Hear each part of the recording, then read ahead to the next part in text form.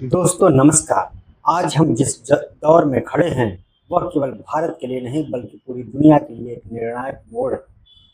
यह वह समय है जब अंतर्राष्ट्रीय राजनीति, आर्थिक हित, सैन्य रणनीतियां और ऊर्जा सुरक्षा सब एक दूसरे में उलझ चुके हैं।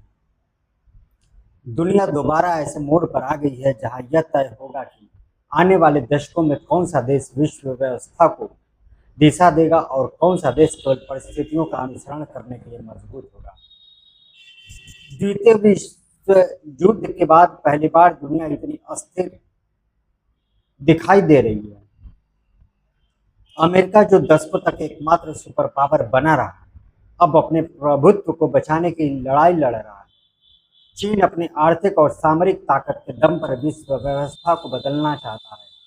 रूस पश्चिमी देशों के प्रतिबंधों के बावजूद अपनी सैन्य और राजनीतिक शक्ति का प्रदर्शन कर रहा है। मध्य पूर्वी यानी मिडिल ईस्ट फिर से वैश्विक तनाव का केंद्र बन चुका है और इन सब के बीच भारत खड़ा है एक ऐसी स्थिति में जहां उसे हर कदम सोच समझ कर उठाना होगा, क्योंकि आज केवल विदेश नीति का सवाल नहीं, जब भारत की अर्थव्यवस्था, ऊर्जा सुरक्षा, व्यापार, रुपए की ताकत, रोजगार और आम आदमी की जेब से जुड़ा हुआ सवाल बन चुका है।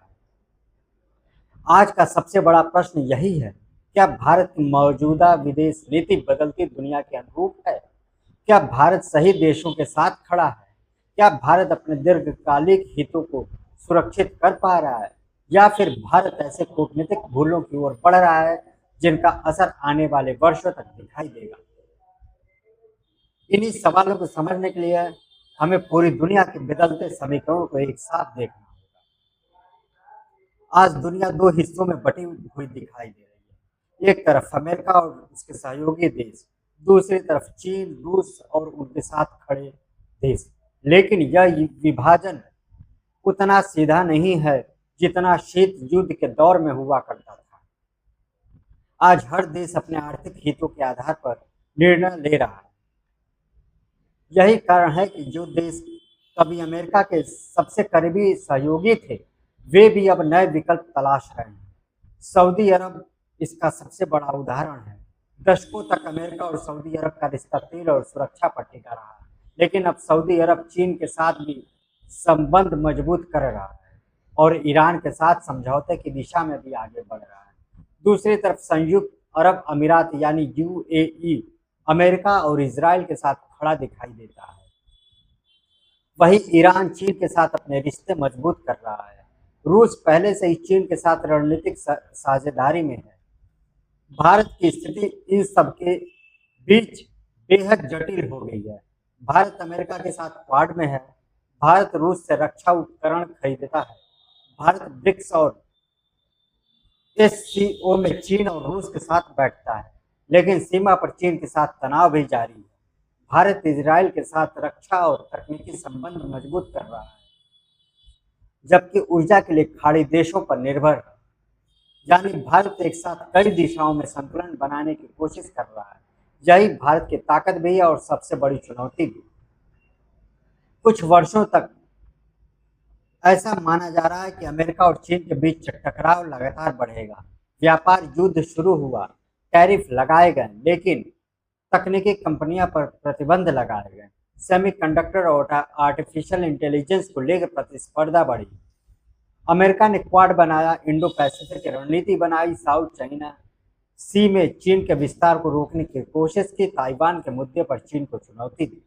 लेकिन अब तस्वीर बदलती दिखाई दे रही है। अमेरिका समझ चुका है चीन को पूरी तरह रोकना आसान नहीं है। दुनिया की सप्लाई चेन चीन पर निर्भर है। रेयर अर्थ मिनरल्स का नियंत्रण चीन के पास है। दुनिया की मैन्युफैक्चरिंग का बड़ा हिस्सा चीन में है। अमेरिकी कंपनियां भी चीन पर निर्भर हैं। यही कारण है कि अमेरिका अब टकराव के साथ साथ समझौते की भी कोशिश कर रहा है। अमेरिकी राष्ट्रपति की चीन यात्रा इसी दिशा में एक बड़ा संकेत थी, लेकिन सबसे महत्वपूर्ण बात यह रही कि इस यात्रा में कोई बड़ा ब्रेक थ्रू नहीं निकला। न कोई साझा बयान, न कोई निर्णायक समझौता, न ईरान पर सहमति, न रेयर अर्थ पर राहत। यह अमेरिका के लिए एक झटका था। चीन ने साफ संदेश दिया कि वह अपनी रणनीतिक स्वतंत्रता से समझौता नहीं करेगा। चीन ईरान से तेल खरीदना जारी रखेगा। चीन नहीं चाहता कि ईरान कमजोर हो, क्योंकि ईरान मध्य पूर्व में चीन की ऊर्जा सुरक्षा का महत्वपूर्ण हिस्सा है। अमेरिका चाहता था कि चीन ईरान के परमाणु कार्यक्रम और मिसाइल नीति पर दबाव बनाए, लेकिन चीन ने ऐसा करने से इनकार कर दिया। यहाँ से दुनिया के लिए नया संदेश निकला। चीन अब केवल आर्थिक शक्ति नहीं रहा, बल्कि वह अमेरिका को कूटनीतिक चुनौती देने की स्थिति में पहुंच चुका है। दुनिया की राजनीति को समझना है तो तेल और गैस को समझना होगा, और तेल की राजनीति को समझना है तो हॉर्मुज जल डमरूमध्य को समझना होगा। हॉर्मुज स्ट्रेट दुनिया का सबसे महत्वपूर्ण ऊर्जा मार्ग है। दुनिया के बड़े हिस्से का तेल इसी रास्ते में से गुजरता है। भारत सहित एशिया के कई देश अपनी ऊर्जा जरूरतों के लिए इसी मार्ग पर निर्भर है। अगर इस रास्ते में संकट आता है तो उसका असर पूरी दुनिया पर पड़ता है। तेल की कीमतें बढ़ती हैं, मुद्रा स्फीति बढ़ता है, परिवहन महंगा होता है, अर्थव्यवस्था पर दबाव बढ़ता है। यही कारण है कि ईरान इतना महत्वपूर्ण है। ईरान केवल एक देश नहीं, वह हॉर्मुज का भू राजनीतिक नियंत्रक है। अमेरिका और इजराइल लंबे समय से ईरान के परमाणु कार्यक्रम को लेकर चिंतित रहे हैं। दूसरी तरफ चीन और रूस ईरान को अपने रणनीतिक साझेदार के रूप में देखते हैं। जब भी ईरान और अमेरिका के बीच तनाव बढ़ता है, पूरी दुनिया चिंतित हो जाती है, क्योंकि इसका असर सीधे ऊर्जा बाजार पर पड़ता है। और आज स्थिति फिर उसी दिशा में जाती दिखाई दे रही है। भारत दुनिया का सबसे बड़ा ऊर्जा आयातक देशों में से एक है। भारत की अर्थव्यवस्था लगातार बढ़ रही है, उद्योग बढ़ रहे हैं, वाहन बढ़ रहे हैं, बिजली की मांग बढ़ रही है, लेकिन भारत अपनी ऊर्जा जरूरत के लिए विदेशों पर निर्भर है। यानी अगर मध्य पूर्व में युद्ध होता है या तेल आपूर्ति प्रभावित होती है तो उसका सबसे बड़ा असर भारत पर पड़ेगा। भारत की सबसे बड़ी चुनौती यही है कि उसकी आर्थिक वृद्धि ऊर्जा सुरक्षा से जुड़ी हुई है। अगर तेल महंगा होता है, पेट्रोल महंगा होगा, डीजल महंगा होगा, परिवहन महंगा होगा, खाद्य पदार्थ महंगे होंगे, उद्योगों की लागत बढ़ेगी, महंगाई बढ़ेगी, रुपया कमजोर होगा, यानी विदेश नीति का असर सीधे आम आदमी की जेब पर पड़ेगा। यही कारण है कि भारत के लिए मध्य पूर्व केवल कूटनीतिक का विषय नहीं, यह आर्थिक अस्तित्व का सवाल है। कई दशकों तक खाड़ी देशों की राजनीतिक अपेक्षाकृत स्पष्ट थी। अमेरिका सुरक्षा देता था और बदले में तेल बाजार पर प्रभाव बनाए रखता था। लेकिन अब यह समीकरण टूट रहा है। सऊदी अरब अब चीन के साथ भी संबंध मजबूत कर रहा है। उसने ईरान के साथ बातचीत शुरू की। चीन ने दोनों देशों के बीच मध्यस्थता की। यह अमेरिका के लिए बड़ा झटका था। दूसरी तरफ यूएई अब भी अमेरिका और इजराइल के साथ खड़ा दिखाई देता है, लेकिन उसे भी यह डर है कि अगर ईरान और अमेरिका के बीच युद्ध होता है तो सबसे पहले निशाने पर वही आएगा। यही कारण है कि यूएई अब हॉर्मुज को बाईपास करने के लिए पाइपलाइन नेटवर्क पर काम कर रहा है। इसका मतलब साफ है, खाड़ी देश अब लंबे समय संघर्ष की संभावना देख रहे हैं और भारत इसी समय यूएई के साथ अपने संबंध मजबूत कर रहा है। प्रधानमंत्री की यूएई यात्रा इस संबंध में महत्वपूर्ण हो जाती है। भारत और इजराइल के संबंध पिछले एक दशक में तेजी से मजबूत हुए। रक्षा तकनीक, साइबर सुरक्षा, कृषि और खुफिया सहयोग के क्षेत्रों में दोनों देशों ने साझेदारी बढ़ाई है। लेकिन इसका दूसरा पक्ष भी है। इजराइल के साथ बढ़ती नजदीकी का असर भारत के ईरान संबंधों पर पड़ा है। ईरान कभी भारत का महत्वपूर्ण ऊर्जा साझेदार था। चाबहार पोर्ट भारत के लिए रणनीतिक रूप से बेहद महत्वपूर्ण परियोजना थी, लेकिन अमेरिकी प्रतिबंधों और बदलती राजनीति के कारण भारत ईरान संबंधों में ठहराव आ गया। अब सवाल यह है कि अगर भविष्य में ईरान भारत को अमेरिका इजराइल खेमे का हिस्सा मानने लगे तो क्या होगा? क्या भारत की ऊर्जा सुरक्षा प्रभावित होगी? क्या चाबहार जैसी परियोजनाएं कमजोर होंगी? क्या मध्य एशिया तक भारत की पहुंच सीमित होगी? यही वह रणनीतिक प्रश्न है जिनका उत्तर आने वाले वर्षों में भारत को ढूंढना होगा। क्वाड यानी भारत, अमेरिका, जापान और ऑस्ट्रेलिया का समूह है। इसका उद्देश्य था इंडो पैसिफिक क्षेत्र में चीन के बढ़ते प्रभाव को संतुलित करना। लेकिन अब जब अमेरिका खुद चीन के साथ समझौते की कोशिश कर रहा है, तब क्वाड की दिशा पर सवाल उठने लगे हैं। अगर अमेरिका चीन के साथ आर्थिक संबंध मजबूत करना चाहता है, तो क्या वो वास्तव में चीन के खिलाफ दीर्घकालिक रणनीतिक संघर्ष चाहता है? अगर नहीं, तो क्वाड का भविष्य क्या होगा? भारत के लिए यह सवाल महत्वपूर्ण है, क्योंकि भारत ने अपनी रणनीतिक स्थिति का बड़ा हिस्सा इंडो पैसिफिक अवधारणा पर आधारित किया है। अगर अमेरिका की प्राथमिकताएं बदलती हैं, तो भारत को अपनी रणनीति भी बदलनी पड़ सकती है। चीन की सबसे बड़ी ताकत उसकी दीर्घकालिक रणनीतिक सोच है। चीन चुनावी राजनीति से प्रभावित नहीं होता, वहां नीति निरंतर चलती रहती है। शी जिनपिंग के नेतृत्व में चीन ने 3 प्रमुख क्षेत्रों पर ध्यान दिया: आर्थिक विस्तार, तकनीकी का आत्मनिर्भरता, वैश्विक प्रभाव। बेल्ट एंड रोड इनिशिएटिव के जरिए चीन ने दुनिया के कई देशों में निवेश किया, बंदरगाह बनाए, रेलवे बनाई, ऋण दिए। आज एशिया, अफ्रीका और लैटिन अमेरिका के कई देश चीन के आर्थिक प्रभाव में हैं। चीन समझ चुका है कि केवल सैन्य शक्ति से दुनिया नहीं जीती जाती, आर्थिक निर्भरता और अधिक प्रभावी हथियार है। यही कारण है कि चीन रेयर अर्थ, बैटरी, इलेक्ट्रॉनिक्स और सप्लाई चेन में अपनी पकड़ बनाए हुए है। अमेरिका लंबे समय तक दुनिया का निर्विवाद नेता रहा, लेकिन अब उसकी चुनौतियां बढ़ रही हैं। ट्रंप की नीति ने पारंपरिक अमेरिकी कूटनीति को बदल दिया। उन्होंने वैश्वीकरण पर सवाल उठाए, टैरिफ लगाए, सहयोगी पर दबाव बनाया। लेकिन इससे कई नए संकट भी पैदा हुए। टैरिफ युद्ध शुरू हुआ, चीन के साथ तनाव बढ़ा, फिर वही तनाव ईरान और मध्य पूर्व तक पहुंच गया। अब अमेरिका एक साथ कई मोर्चों पर उलझा हुआ दिखाई देता है। चीन, रूस, ईरान, ताइवान, यूक्रेन, मध्य पूर्व। ऐसी स्थिति में अमेरिका को सहयोग की जरूरत है, लेकिन अमेरिका के भीतर भी ट्रंप की नीतियों को लेकर बहस बढ़ रही है। यानी आने वाले समय में अमेरिकी विदेश नीति फिर बदल सकती है। भारत के सामने सबसे बड़ी चुनौती यही है कि वह किस दिशा में जाए। अगर भारत अमेरिका के साथ जाता है, चीन नाराज होगा, ईरान दूरी बना सकता है, रूस असहज हो सकता है। अगर भारत चीन और रूस के करीब जाता है, तो अमेरिका दबाव बढ़ाएगा, पश्चिमी निवेश प्रभावित हो सकता है, तकनीकी सहयोग कमजोर हो सकता है। यानी भारत को संतुलन बनाकर चलना होगा।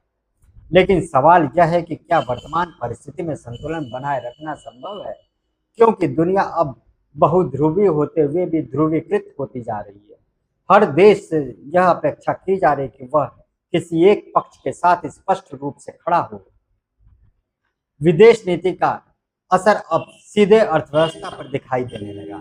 रुपया कमजोर हो रहा है, तेल महंगा हो रहा है, आयात लागत बढ़ रही है, चीन पर निर्भरता बनी हुई है। भारत अब भी कई महत्वपूर्ण उत्पादों के लिए चीन पर निर्भर है। इलेक्ट्रॉनिक्स, सोलर उपकरण, दवाओं के कच्चे पदार्थ, मशीनरी, औद्योगिक उपकरण। अगर चीन के साथ तनाव बढ़ता है, तो भारत की सप्लाई चेन प्रभावित हो सकती है। दूसरी तरफ अगर अमेरिका अपनी प्राथमिकताओं के अनुसार नीतियां बदलता है, तो भारत को आर्थिक दबाव झेलना पड़ सकता है। आज भारत की विदेश नीति का एक बड़ा पहलू घरेलू राजनीति से जुड़ चुका है। हर विदेश यात्रा को राजनीतिक संदेश के रूप में प्रस्तुत किया जाता है। हर समझौते को बड़ी उपलब्धि बताया जाता है, लेकिन सवाल यह है कि क्या वास्तविक रणनीतिक लाभ भी उतने ही बड़े हैं?